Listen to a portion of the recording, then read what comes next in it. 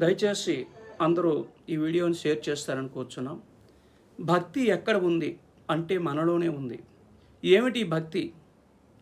మాతృదేవోభవ, పితృదేవోభవ, ఆచార్య దేవోభవ.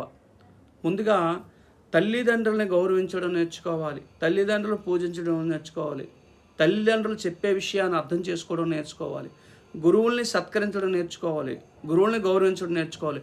అసలైన భక్తి ఇది. ఎందుకంటే మన ఇళ్లల్లో చాలామంది తల్లిదండ్రులు నవమాసాలు కని మోసి మన భూమి మీద పెట్టి మన విద్యాభ్యాసాలు చేస్తూ తండ్రి తన భుజం మీద ఎక్కించుకొని తీసుకొని వెళ్ళే రోజు స్కూల్కి ఎన్నో రోజులు ఉన్నాయి. రెండో విషయం, తల్లి బుజ్జగించి లాలించి గోరుముద్దలు తినిపించే రోజు ఉంది.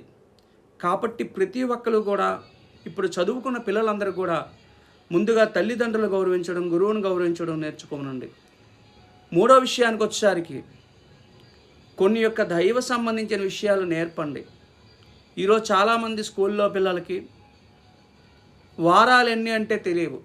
వీక్స్, సండే, మండే, ట్యూస్డే, ఇవి వారాలు ఏంటి, ఆదివారం, సోమవారం తెలియదు. నక్షత్రాలు ఏంటంటే తెలియదు, మాసాలు ఏంటంటే తెలియదు.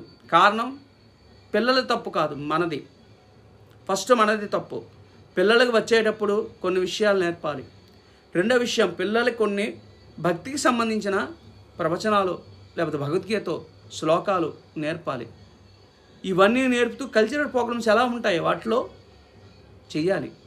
ఇవన్నీ చేస్తే నిజమైంది.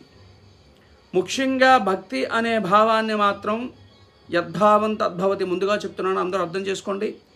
మనం ఎన్ని యజ్ఞయాగాలు, దాన ధర్మాలు చేసినా సరే ముందుగా చేయవలసింది తల్లిదండ్రులు గౌరవించండి, తల్లిదండ్రులు పూజించండి, తల్లిదండ్రులు చెప్పిన మాట శ్రద్ధగా వినండి, గురువులను గౌరవించండి.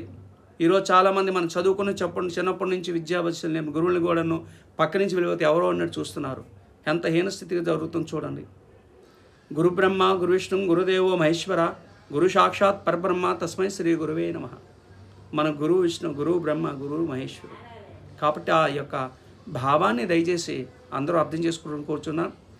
అదేవిధంగా దైవానికి ఒక 10 నిమిషాలు కేటాయించండి. ఎన్నో పనులు ఉంటాయి మనకి. ఒక 10 నిమిషాలు ఏమక్కర్లేదు, ప్రతినిత్యం 10 నిమిషాలు ఓం నమ శివాయై నమః, ఓం నమ శివాయై నమః 12 సార్లు ధ్యానం చేయండి. శివుడు ఆజ్ఞ లేనిది చేయమైనా కొట్టదు. కాబట్టి అతని యొక్క అనుగ్రహం ఉంటేనే మనకన్నీ జరుగుతాయి. అందరికీ నా యొక్క ఆశీస్సులు. శ్రీ సంతోషి మాత జ్యోతిష్యాలయం. కాబట్టి సర్వే జనో సుఖినో భవంతు. సర్వజనులు మనం బాగుంటే మనం బాగుంటాం. శుభం.